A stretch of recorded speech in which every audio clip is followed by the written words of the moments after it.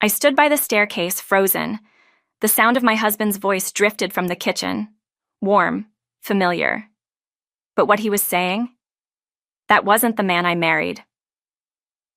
"I'm just tired of pretending," Daniel said. "She's like dead weight now.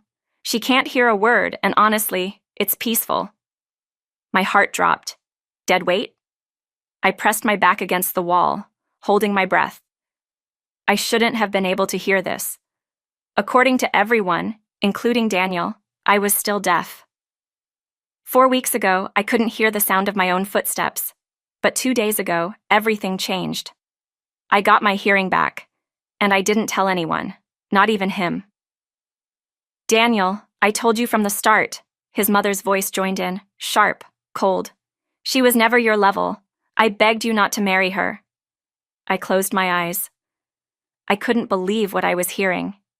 Grace, my mother-in-law, had smiled at me just an hour ago. She brought me soup, asked how I was feeling, pretended to care. "I know, Mom," Daniel sighed. "But now I'm stuck. People would hate me if I left her while she's like this. Like this? Like I'm broken? They thought I couldn't hear, that I was still trapped in silence, that my world was still dark and muffled. But I heard every single word, and each one pierced deeper than the last. "I should have married Vanessa when I had the chance," Daniel muttered. My stomach twisted. Vanessa. I hadn't heard that name in years. His ex. The one who called me plain and boring at our engagement party. The one who flirted with him in front of me at a charity dinner. He had always told me she meant nothing. Now I knew the truth. Mrs. Grace chuckled, then lowered her voice slightly. "Well, what about the money? Has she signed anything yet?" My heart jumped. "What money?" Daniel asked. "Her mother's estate, Daniel," Grace snapped. "The house, the land, that bank account in her name. You said she hasn't touched it since the funeral, that she's still grieving. Now's your chance. Make her sign power of attorney. If she's really deaf and confused, she won't know what she's agreeing to." My mouth went dry. They wanted my mother's money, the inheritance I never spoke much about, the house I grew up in, the savings account my mother had opened in my name when I was just 10 years old, the same one I refused to touch after she passed away last year. I told Daniel I wasn't ready, that it still felt too sacred. And now they were plotting to take it from me. "She'll trust you," Grace went on. "She always does. Just put the papers in front of her and smile. She won't ask questions." "I'll try," Daniel muttered.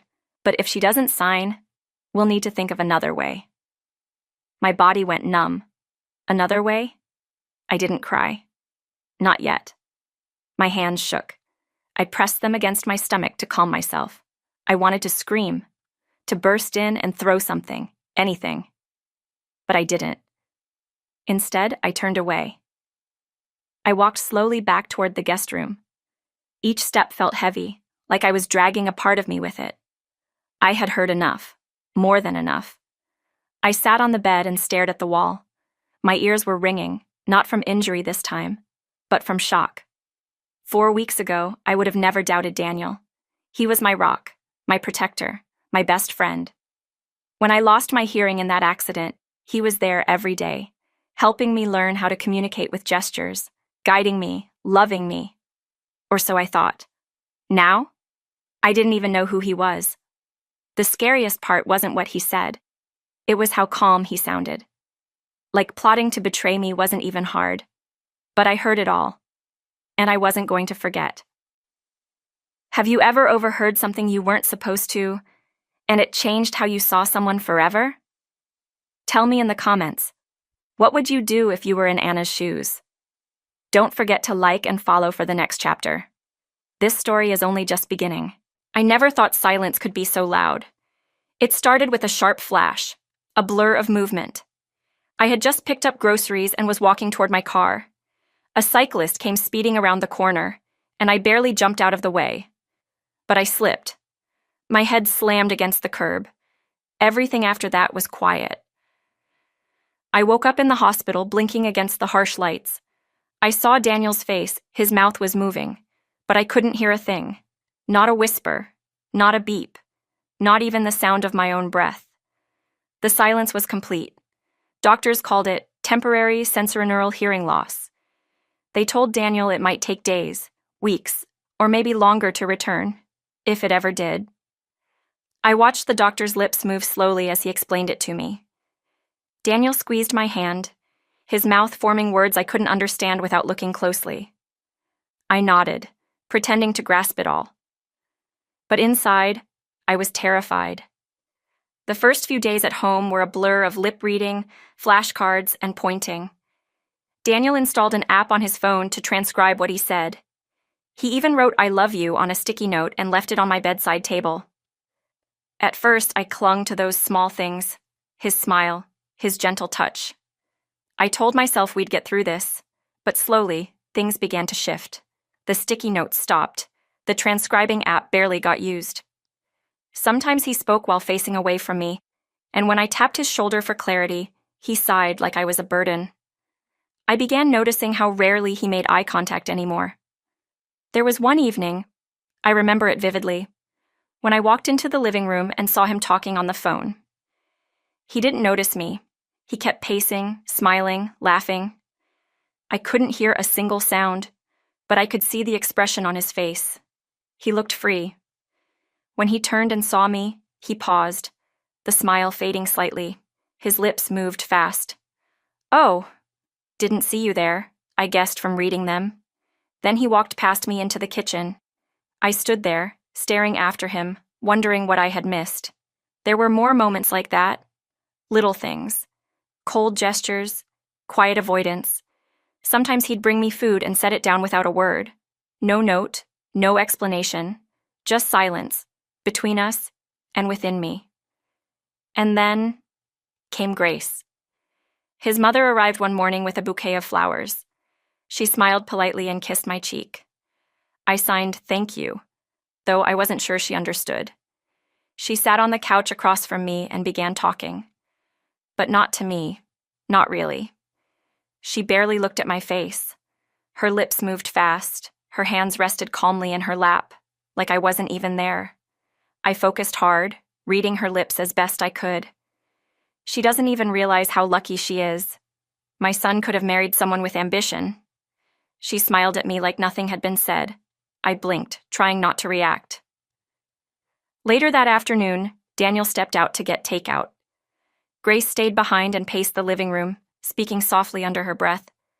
But she didn't face me. She clearly didn't think I could follow a word. I couldn't hear her tone, but I could read enough. "She'll never see it coming," I caught. "Daniel just needs to act sweet, and she'll hand it all over. She always does." I wasn't sure what she meant then, but the way she smirked made my skin crawl. That night, I sat on the floor of the guest room with a notebook in my lap. I started writing down everything: expressions, gestures, half-read conversations, things that didn't sit right. Even if I wasn't sure what it all meant yet, I needed a record. I needed proof that I wasn't imagining it. I didn't know what was happening behind my back, but I was starting to feel it in my bones. And something deep inside me whispered, "This silence is hiding something." I wanted to believe it was all in my head. That maybe I was being too sensitive. That maybe Daniel was just tired, stressed, overwhelmed by everything that had happened. That maybe Grace didn't mean the things she said. But no matter how hard I tried, I couldn't unsee the look in Daniel's eyes. It was the look that hurt the most.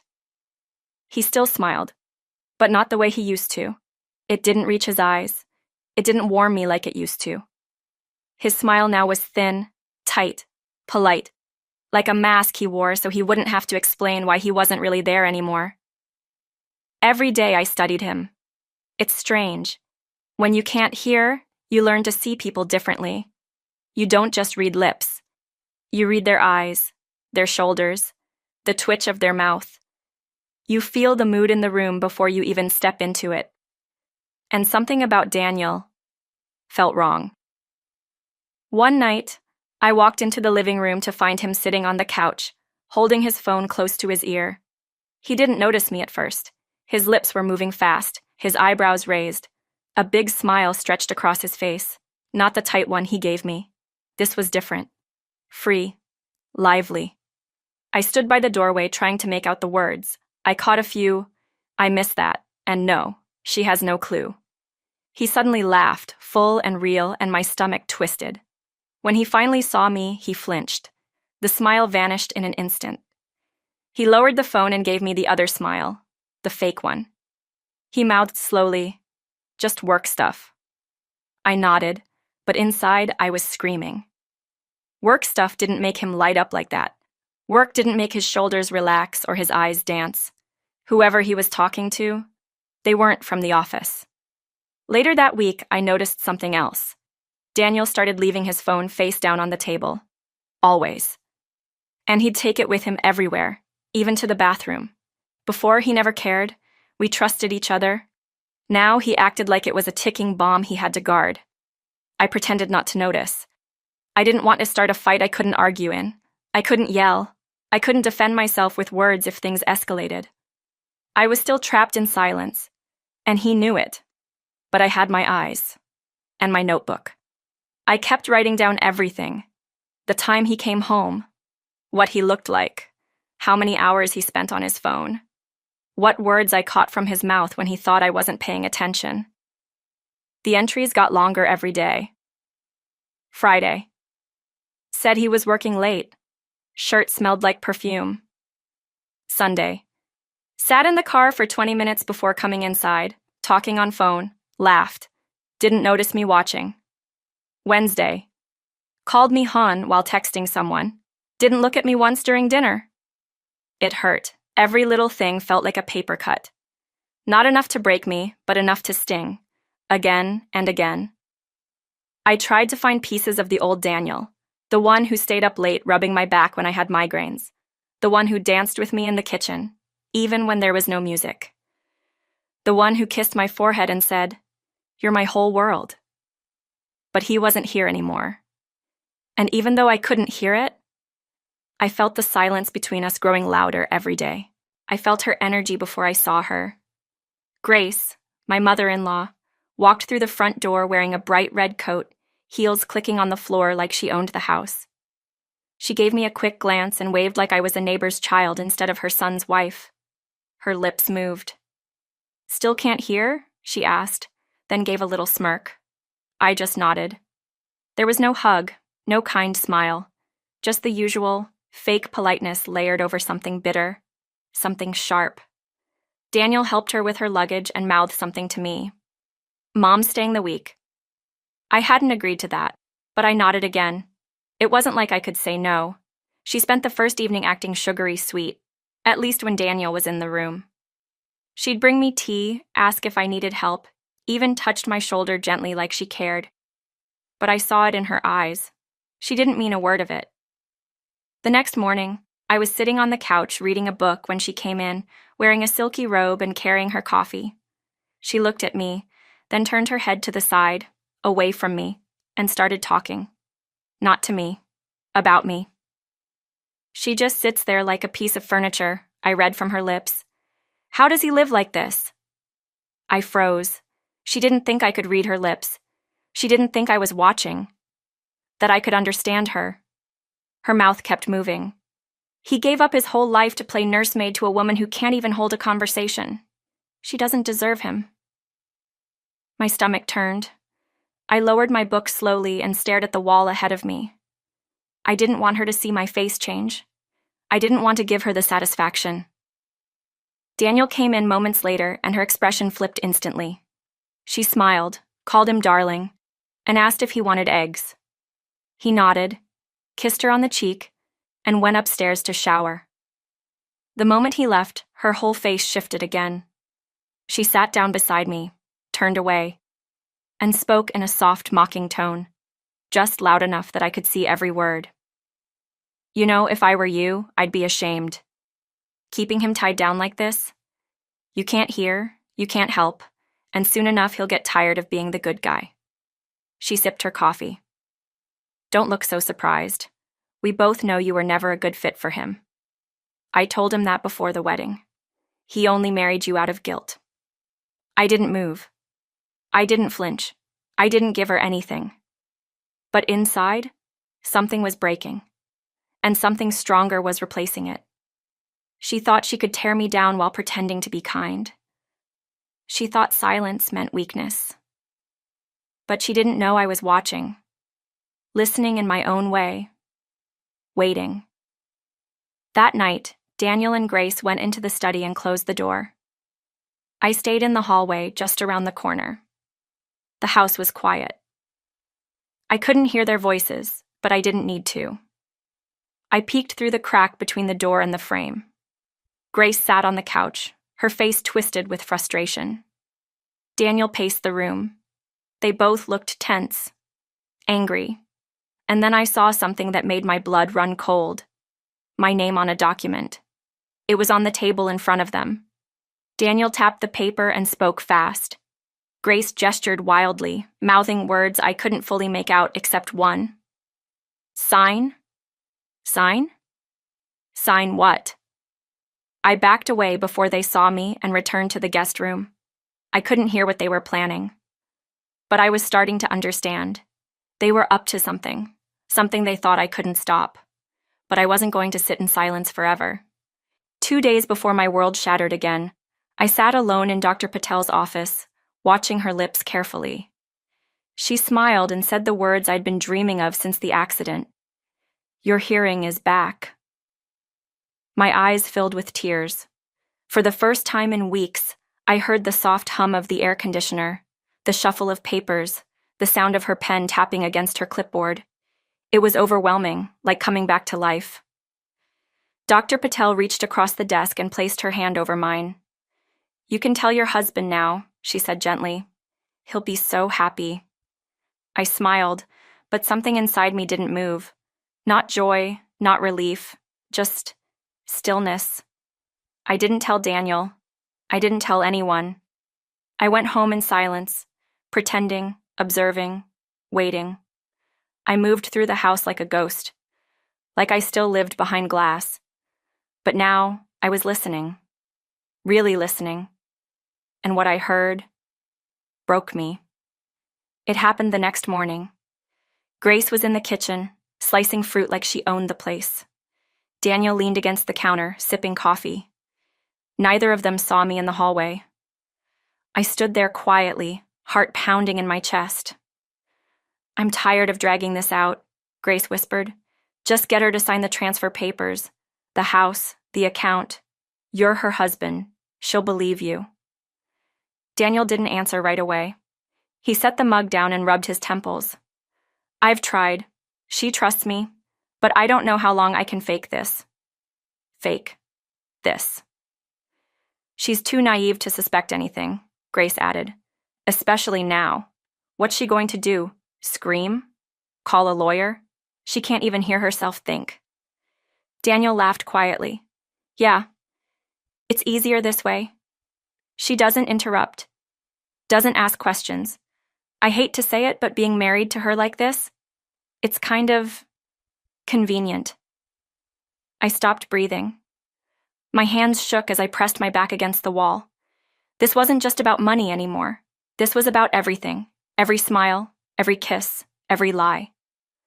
You know, Daniel continued, sometimes I wonder what it would have been like with Vanessa. She wouldn't have needed me like this. Grace gave a sarcastic chuckle. She also wouldn't have given you access to all this money. He didn't argue. I waited for the twist, for him to defend me, to say he still loved me, that I was worth more than an inheritance or a quiet house. But it never came. Instead, he said the one sentence that burned itself into my bones. If she never hears again, I won't be upset. My mouth dropped open. The man I loved, the man I gave my life to, didn't want me to heal. He wanted me to stay broken, so he could keep using me. I backed away slowly, holding back a sob. My foot caught the edge of a table and the corner scraped the wall. A tiny sound, but enough for Grace to turn her head. She peeked into the hallway, eyes narrowing. Did she hear that? She whispered. Daniel followed her gaze and shrugged. She can't hear a thing. Probably just wandering around again. I ducked into the laundry room and leaned against the washer, hands trembling. I wanted to scream. not because of the betrayal, but because I had believed him. Even in the silence, I believed in him. And now, I had to face the truth. The man I married didn't love me. He loved the version of me that couldn't speak, couldn't hear, couldn't fight back. But he didn't know that I was back now, fully, completely, and listening. He didn't know I heard every word of that conversation. And something inside me clicked. I wasn't going to cry anymore. I wasn't going to beg. I was going to listen and plan. For 2 whole days, I said nothing. I played deaf, dumb, and dependent. I smiled when Daniel kissed my forehead. I nodded when Grace asked if I wanted tea. I stared at them both as they plotted, never blinking. But behind the silence, I was preparing everything. They thought I was still the same fragile, helpless woman, the one who needed someone to read lips, write things down, hold her hand in crowded rooms. But that Anna no longer existed. That Anna died the day I heard my husband say he preferred me broken. I waited until they left for the store, together, like always. Grace rode up front now. She didn't even pretend to hide it. The second their car turned the corner, I locked the door and ran upstairs. I opened the safe in the closet, the one my mom left me the code to before she passed. My fingers shook as I pulled out the documents. Property deeds, bank statements, her last will and testament. She hadn't left it all to me out of pity. She'd done it because she knew. Knew Daniel was too charming, too smooth, too calculating. Knew he would try something like this if he thought I was alone. And now he had. With shaking hands, I took pictures of every single page. I uploaded them to a secure folder in the cloud, emailed copies to my old lawyer, and one to a new one I found through a friend. Someone sharp, female, ruthless. Then I opened the drawer and pulled out the small digital recorder I'd bought quietly the day after I got my hearing back. I'd kept it in my robe pocket ever since. Always on, always listening. I replayed their conversation from 2 days ago. Daniel's voice, clear as day. If she never hears again, I won't be upset. Grace. She's too naive to suspect anything. Click, save, upload. Back it up 3 times. They had no idea I had evidence. They had no idea I could fight. That night, I cooked their favorite meal, pasta Alfredo with garlic bread, and smiled like nothing had changed. Grace laughed over wine, tossing her hair. Anna, you should really consider seeing someone about your hearing. It's such a shame to live like this. I nodded slowly. I will, when I'm ready. Daniel raised his glass and winked. You're strong. You'll get there. I looked at him across the candlelight, and for the first time, I saw a stranger. A man who once held me as I cried after my mother's funeral, now scheming to steal her house. A man who once memorized my favorite songs, now pretending I was easier to love in silence. They thought I was broken. But really, I was watching, planning, waiting. The next morning, I booked a hotel under a different name. Quiet, far away, paid in cash. I packed a small bag, left it under the bed. The lawyer called. She'd reviewed the files. She was already drafting a cease and desist for Daniel and Grace. Said my case was airtight. You've been smart, Anna, she told me. You're not just going to get justice, you're going to get everything. I stared out the window at the garden Daniel never watered. The broken swing my mom once pushed me on. The house he wanted to steal. No, I wouldn't let him have it. That night, after they fell asleep, I stood at the foot of the bed and watched them. He had his arm around Grace now. No guilt, no shame, just smug satisfaction.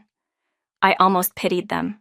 They really believed they'd won, but they didn't know the truth. The deaf woman in the next room, she could hear everything now, and tomorrow, she would speak. The morning was quiet, too quiet. Grace was already gone when I woke up. Daniel sat in the kitchen, sipping his coffee, reading his usual news on his phone. He didn't even glance at me when I walked in.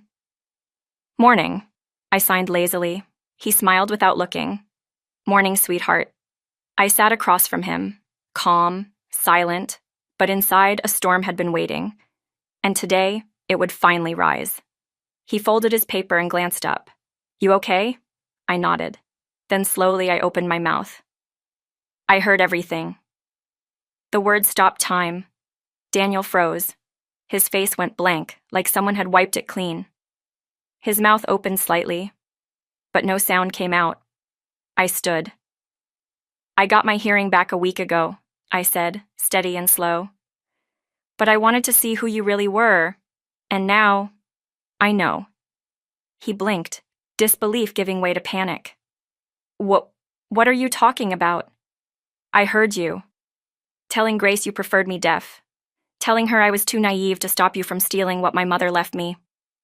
Daniel stood, knocking over his chair. Anna, listen. I've been listening, I snapped, for days. Every whisper, every plan, every lie. He tried to reach for me, but I stepped back. No, don't touch me. I pulled my phone from my pocket and played the recording. His voice filled the kitchen. If she never hears again, I won't be upset. She's too naive to suspect anything. He went pale. You recorded me? Every word, I said. It's with my lawyer now, along with the deed to this house, the trust in my name, and proof you tried to manipulate me into signing it away. He sank into the chair, like the weight of his lies had finally crushed him. You don't understand. I didn't mean to hurt you. You already did, I whispered. Right then, the front door opened. Grace strolled in, holding coffee and a smug grin, until she saw my face, and Daniel's. What's going on? She asked. I know, I said simply. I know everything. Her jaw tightened. She's bluffing. I played the recording again. Her voice was on it too, the color drained from her face. You little... Careful, I warned. Everything has been documented. If either of you come near me after today, I'll file a restraining order so fast your heads will spin. They stared at me like I'd turned into someone else, and I had. The woman they mocked, pitied, lied to, she was gone. I went to the bedroom and wheeled out my suitcase. On the way back down, I stopped in front of the wedding photo still hanging on the wall. I stared at it for a moment, then left it there, let it haunt him. Daniel followed me out onto the porch. Anna, please, we can fix this. I made a mistake. I love you. No, I said, staring him down. You loved the quiet. You loved control. But not me. I turned and walked away. No dramatic goodbye, no second thoughts, just peace. A car waited for me at the curb. My lawyer had sent it. The moment I stepped inside, I felt like I could breathe again. The sunlight hit my face as we pulled away. I didn't cry. I didn't look back. For the first time in weeks, I felt powerful. What would you have done if you were Anna? Would you have stayed silent longer, or left the moment your hearing came back? Tell us in the comments. If this story moved you, don't forget to like and subscribe for more powerful true life dramas. Hit the bell so you never miss the next jaw-dropping twist.